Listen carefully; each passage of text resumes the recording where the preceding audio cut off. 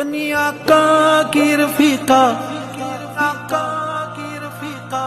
بنی آقا کی رفیقہ، طیبہ طاہرہ اور عتیقہ، ملا جن کو ساتھ نبی کا، امی عائشہ الصدیقہ، امی عائشہ الصدیقہ، امی عائشہ الصدیقہ، امی عائشہ الصدیقہ۔ بنی آقا کی رفیقہ، طیبہ طاہرہ اور عتیقہ، ملا جن کو ساتھ نبی کا، امی عائشہ الصدیقہ، امی عائشہ الصدیقہ، امی عائشہ الصدیقہ، امی عائشہ الصدیقہ۔ دلہن پاک نبی انور کی، ملکہ میرے نبی کے گھر کی، بیٹی سید صدیق اکبر کی، امی عائشہ الصدیقہ، امی عائشہ الصدیقہ۔ هو خير لكم لكل امرئ منهم ما اكتسب من الإثم والذي تولى كبره منهم له عذاب عظيم لولا إذ سمعتموه ظن المؤمنون والمؤمنات بأنفسهم خيرا وقالوا هذا إفك مبين۔ یہ سورۃ النور کی آیات ہیں جو کل تلاوت کی گئی تھیں۔ یہ آیات سیدہ طاہرہ صدیقہ بنت صدیق ام المؤمنین حضرت عائشہ رضی اللہ عنہا کی برات اور پاکی کے سلسلے میں اللہ رب العزت نے اتاری۔ منافقین نے، منافقوں کے سردار عبداللہ ابن ابی نے آپ پر تہمت باندھی، اور حضور صلی اللہ علیہ وسلم اور حضرات صحابہ کرام کو بہت زیادہ اس سے پریشانی ہوئی۔ مفسرین لکھتے ہیں کہ سب سے زیادہ جو آپ کو روحانی ایذا پہنچائی گئی وہ یہی ہے، ذہنی اور روحانی اور قلبی، کہ آپ کی سب سے لاڈلی اور پیاری عالمہ فاضلہ سجیدہ طاہرہ آپ کی زوجہ محترمہ، ان پر منافقین نے بہتان باندھا، اور کچھ کمزور مسلمان وہ بھی اس کے چکر میں آ گئے، اور تقریباً 1 مہینے سے اوپر تک یہ باتیں چلتی رہیں۔ اللہ کی اس میں حکمت تھی، اللہ تعالیٰ چاہتے تو فوراً یہ آیات اتار دیتے اور حضور اور صحابہ کی اس پریشانی کو ختم فرما دیتے، لیکن اللہ کے ہر کام میں حکمتیں ہوتی ہیں۔ اسی کو اللہ نے بیان فرمایا، ان الذین جاؤوا بالافک، بے شک وہ لوگ جو لائے ہیں ایک بہت بڑا جھوٹ۔ افک کہتے ہیں کسی چیز کو بدل دینا، یعنی اس طرح کی بات کرنا کہ سچ جھوٹ ہو جائے اور جو جھوٹ ہے وہ سچ نظر آئے، حق اور باطل کو آپس میں بدل دینا۔ جیسے اب یوں کہیں کہ دن کو رات کر دینا، رات کو دن کر دینا، اس کو عربی زبان میں افک کہتے ہیں، یعنی بہت بڑا جھوٹ۔ اس کو اللہ تعالیٰ نے آپ پر جو تہمت لگائے گی اس کو افک کہا گیا ہے، کہ یہ بہت بڑا جھوٹ تھا جو منافقین نے آپ پر لگایا۔ عصبۃ منکم، عصبہ کہتے ہیں جماعت کو، 10 سے لے کر اوپر تک اس کو عصبہ کہتے ہیں۔ اصل تو منافقین کی شرارت تھی، لیکن منافقین بھی بظاہر ایمان کا، اسلام کا اظہار کرتے تھے اور مسلمانوں میں شمار ہوتے تھے، اس لیے ان کو کہا گیا عصبۃ منکم۔ لا تحسبوہ شرا لکم، اے مسلمانوں تم اس افک کو اپنے لیے برا نہ سمجھو، بل ہوا خیر لکم، بلکہ تمہارے لیے یہ بہترین چیز ہے۔ اب بظاہر تو یہ ایک بری چیز ہے کہ ام المؤمنین پر تہمت باندھی گئی ہے، حضور صلی اللہ علیہ وسلم کو پریشانی ہوئی ہے، صحابہ کو پریشانی ہوئی ہے۔ اللہ تعالیٰ فرما رہے اس کو اپنے لیے برا نہ سمجھو بلکہ تمہارے لیے اس میں خیر ہے۔ مطلب اس قسم کے انسان پر جو حال آتا ہے دین پر چلتے ہوئے، دین کا کام کرتے ہوئے، اس میں اللہ کی طرف سے حکمتیں ہوتی ہیں۔ اللہ تعالیٰ بعد میں اس انسان کو بہت بڑے مرتبے اور درجہ عطا فرماتے ہیں، اور جو مخالفین ہوتے ہیں، دشمن ہوتے ہیں، اللہ تعالیٰ ان کو نیست و نابود فرما دیتے ہیں۔ اب یہ واقعہ ہوا، اس واقعہ کے بعد حضرت عائشہ رضی اللہ عنہا کی عظمت میں کتنا اضافہ ہو گیا کہ آپ کی شان میں یہ اللہ نے آیتیں اتار دی۔ یہاں لکھا ہے مفسرین نے کہ حضرت عائشہ رضی اللہ عنہا کی چند خصوصیات ہیں جو کسی اور بیوی میں نہیں تھی، جو آپ کی اور بیوی میں نہیں تھی۔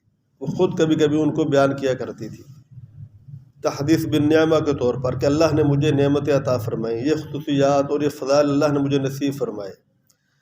ایک فضیلت یہ بیان کرتے ہیں آپ کی خصوصیت کہ حضرت عائشہ کے حضور صلی اللہ علیہ وسلم کے ساتھ نکاح سے پہلے جبرائیل علیہ الصلوۃ والسلام تشریف لائے، اور ایک ریشمی کے کپڑے پر ایک روایت میں آتا ہے، اور ایک میں آتا ہے کہ اپنی ہتھیلی پر حضرت عائشہ کی تصویر بنا کر لائے اور عرض کی یا رسول اللہ ہذہ زوجتک، یہ آپ کی بیوی ہے۔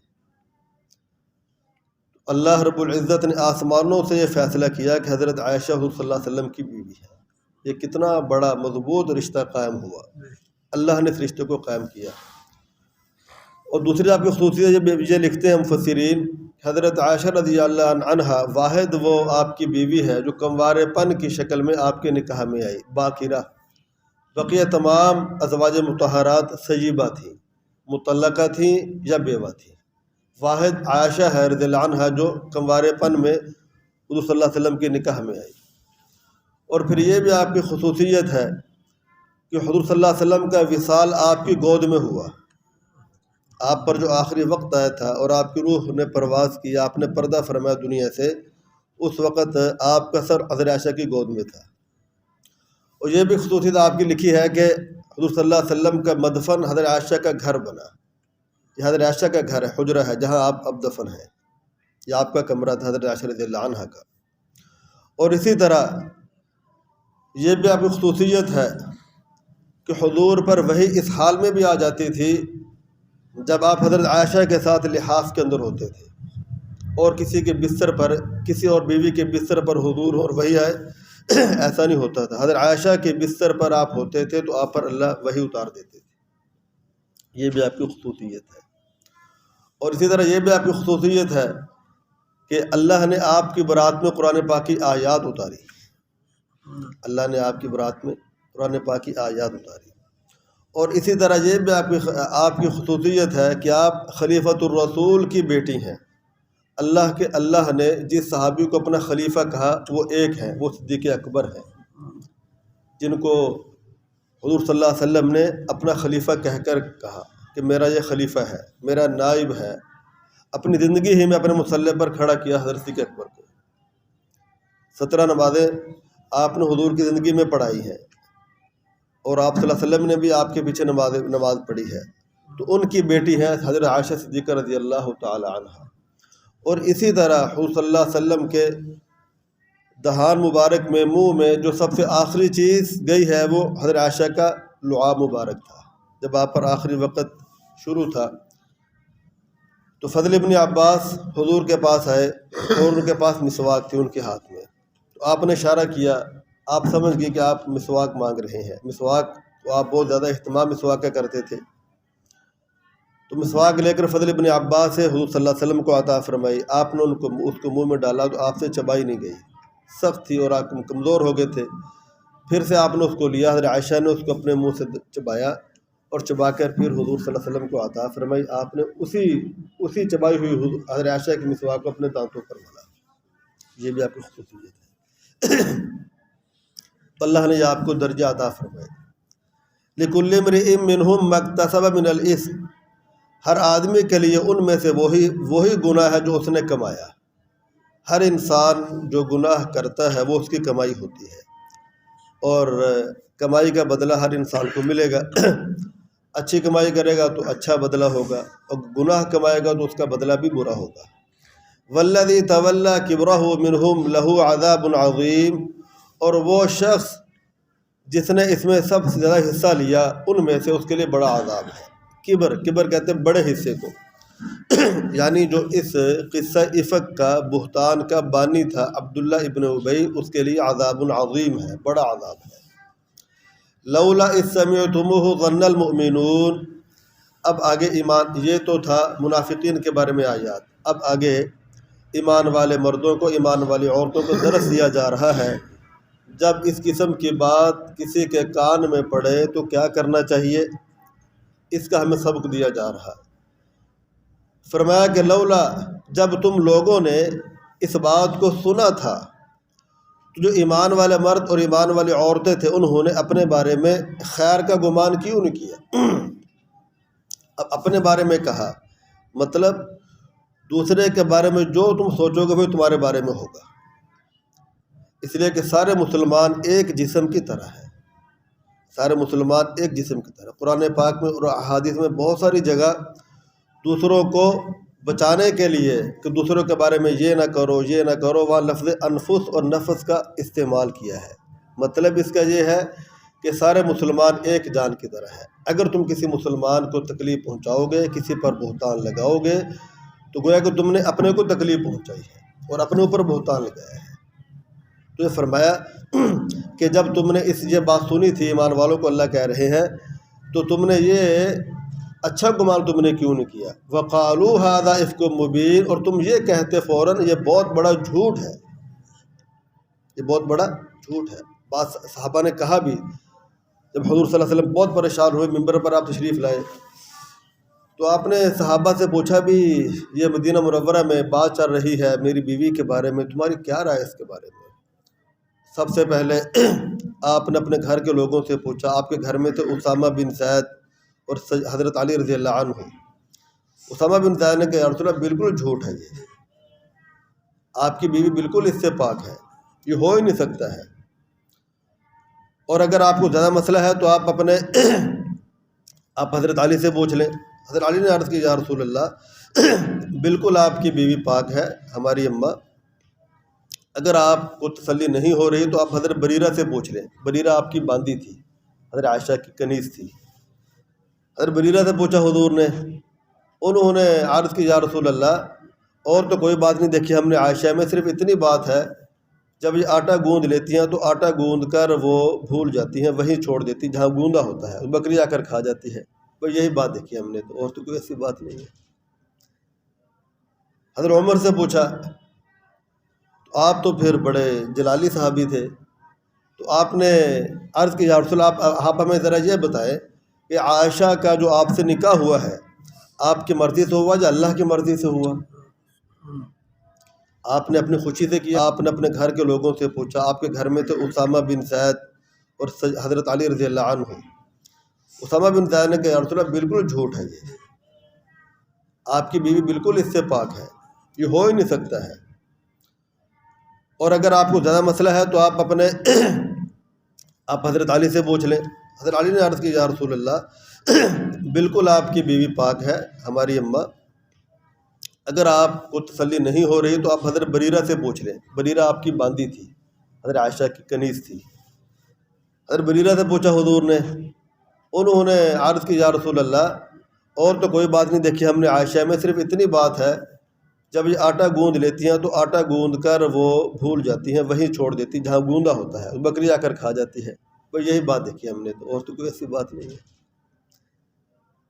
حضرت عمر سے پوچھا، آپ تو پھر بڑے جلالی صحابی تھے، تو آپ نے عرض کی یا رسول اللہ آپ ہمیں ذرا یہ بتائیں کہ عائشہ کا جو آپ سے نکاح ہوا ہے آپ کی مرضی سے ہوا یا اللہ کی مرضی سے ہوا؟ آپ نے اپنی خوشی سے کیا عائشہ سے نکاح یا اللہ کا فیصلہ تھا، اللہ کا حکم تھا؟ تو فرمایا کہ تو اللہ کا حکم تھا، میرے پاس جبرائیل تصویر لے کر آئے تھے عائشہ کی، یہ آپ کی بیوی ہے۔ تو عرض کی یا رسول اللہ جب اللہ رب العزت ایک گندی مکھی آپ کے جسم پر بیٹھنا گوارا نہیں کرتا ہے تو کیسے ممکن ہے کہ کس قسم کی عورت آپ کے نکاح میں رہے؟ آپ کو بڑی تسلی ہوئی۔ اس طرح اور صحابہ نے آپ کو تسلی دی۔ لولا جاءوا علیہ باربعۃ شہداء، کیوں نہ لائے وہ اس پر 4 گواہ؟ فاذ لم یاتوا بالشہداء فاولئک عند اللہ هم الکاذبون، جب وہ گواہ نہ لا سکے تو پس یہ اللہ کے نزدیک جھوٹے ٹھہرے۔ اگر کسی پر زنا کی تہمت لگانی ہے، زنا کا بتلانا ہے، تو 4 گواہ لے کر آؤ، 4 گواہ نہیں ہے تو تم جھوٹے ہو۔ ولولا فضل اللہ علیکم ورحمتہ فی الدنیا والآخرہ، اور اگر اللہ کا تم پر فضل نہ ہوتا، اللہ کی تم پر رحمت نہ ہوتی دنیا اور آخرت میں، لمسکم فیما افضتم، تو جن باتوں میں تم گھسے ہوئے تھے، ان باتوں کی وجہ سے تم پر بڑا عذاب آ جاتا۔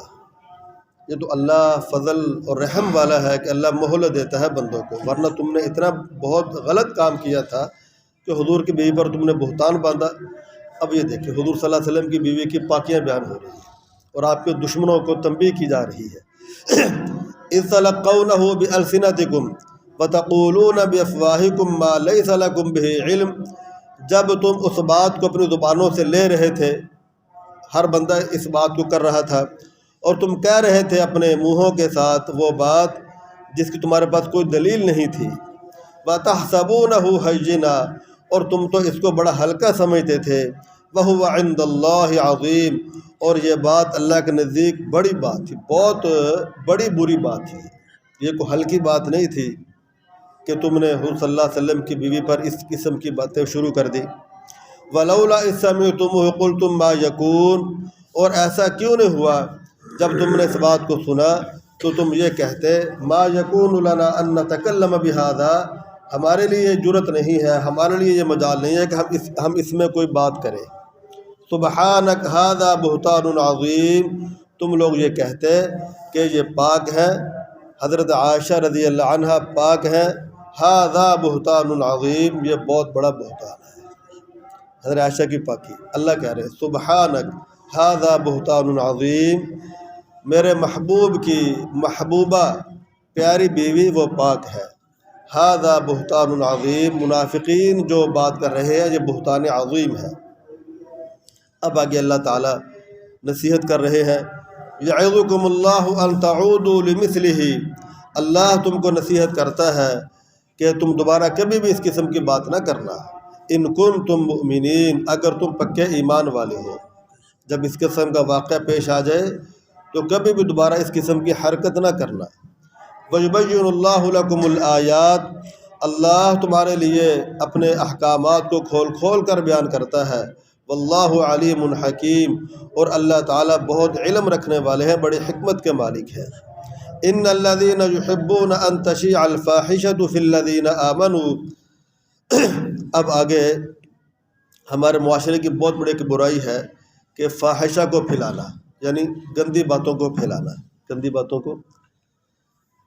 باتوں کو پھیلانے سے گندگی ختم نہیں ہوتی، گندگی اور پھیلتی ہے۔ زنا کی خبر، بے حیائی کی خبر، اس قسم کی خبریں اخباروں میں دیتے ہیں نا لوگ، چینلوں پر آتی ہیں، اخباروں میں آتی ہیں، سوشل میڈیا پر آتی ہیں، تو اس سے یہ نہیں کہ برائی وہ ختم ہو جائے گی بلکہ اس سے برائی اور پھیلتی ہے۔ اس لیے کہتے ہیں زنا کی خبر پھیلانا زنا سے بڑا گناہ ہے، اس پر وعید ہے۔ بے شک وہ لوگ جو پسند کرتے ہیں کہ فاحشہ یعنی بے حیائی کی باتیں پھیلائیں ایمان والوں میں، لہم عذاب علیم، ان کے لیے بڑا دردناک عذاب ہے، فی الدنیا والآخرہ، دنیا کے اندر بھی اور آخرت کے اندر بھی۔ واللہ یعلم وانتم لا تعلمون، اور اللہ ہی جانتا ہے کہ اس میں کتنا بڑا نقصان ہے اور کتنی بڑا اس میں معاشرے کا فساد ہے، تم لوگ اس کو نہیں جانتے ہو، تم تو کہتے بات ہی تھے ہم نے پھیلا دی۔ تو یہ ایک اہم سبق دیا گیا ہے مسلمانوں کو اس میں۔ وَلَوْلَا فَضْلُ اللَّهِ عَلَيْكُمْ وَرَحْمَتُهُ، اور اگر اللہ کا تم پر فضل نہ ہو، اللہ کی تم پر رحمت نہ ہو، تو اس قسم کے گناہوں پر تمہاری دنیا کے اندر پکڑ ہونا شروع ہو جائے۔ یعنی تم جو گناہ کرتے ہو، بے حیائی پھیلاتے ہو، اور مسلمانوں کی پگڑیوں کو اور ان کے دوپٹوں کو اچھالتے ہو، اتنا بڑا گناہ ہے۔ اگر اللہ کا فضل نہ ہو، مہربانی نہ ہو، تو تم پر دنیا ہی کے اندر اللہ کا عذاب آ جائے۔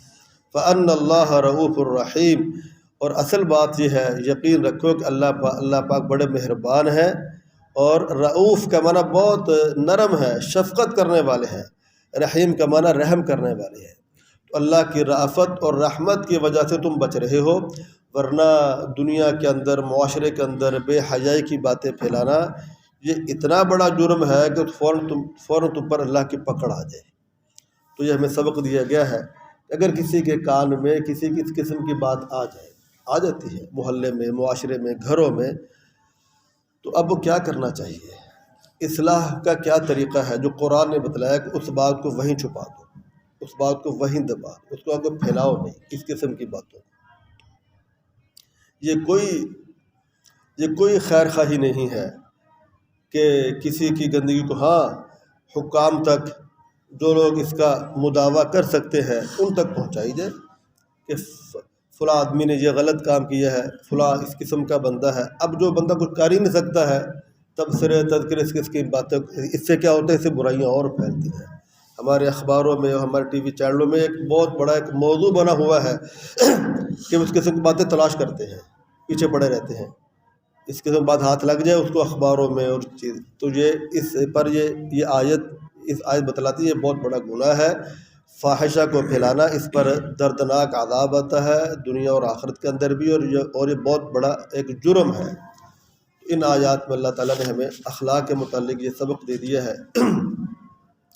کہ اپنی زبان کو بند رکھنا چاہیے، عزت نفس کسی کی مجروح نہیں کرنی چاہیے، کسی مرد کی پگڑی کو یا کسی عورت کی دوپٹے کو اچھالنا نہیں چاہیے، ہاں اس میں پردہ ڈالنا چاہیے۔ من ستر مسلمن سترہ اللہ یوم القیامہ، جو جیسا کرے گا ویسا اس کے ساتھ کیا جائے گا۔ من ضحک ضحک، جو کسی پر ہنسے گا اس پر ہنسا جائے گا، جو کسی کا مذاق اڑائے گا پھر اس کا بھی مذاق اڑایا جائے گا، جو کسی پر ظلم کرے گا پھر اس پر بھی ظلم کیا جائے گا۔ جیسی کرنی ویسی بھرنی، نہ مانے تو کر کے دیکھ، جنت بھی ہے دوزخ بھی ہے، نہ مانے تو مر کے دیکھ۔ اگر ہم لوگ اپنی عزت چاہتے ہیں ہم دوسروں کی عزت کریں، اور اگر ہم لوگ اپنے گناہوں پر پردہ چاہتے ہیں ہم دوسرے گناہوں پر پردہ ڈالیں۔ جو کسی مسلمان کی پردہ دری کرتا ہے، حدیث میں آتا ہے اللہ قسم کھا کر کہتے ہیں کہ میں اس کو ذلیل کر دوں گا، گھر بیٹھے ہی ذلیل ہو جائے گا۔ لہذا مسلمانوں کی عزت کا بہت زیادہ خیال کرنا چاہیے۔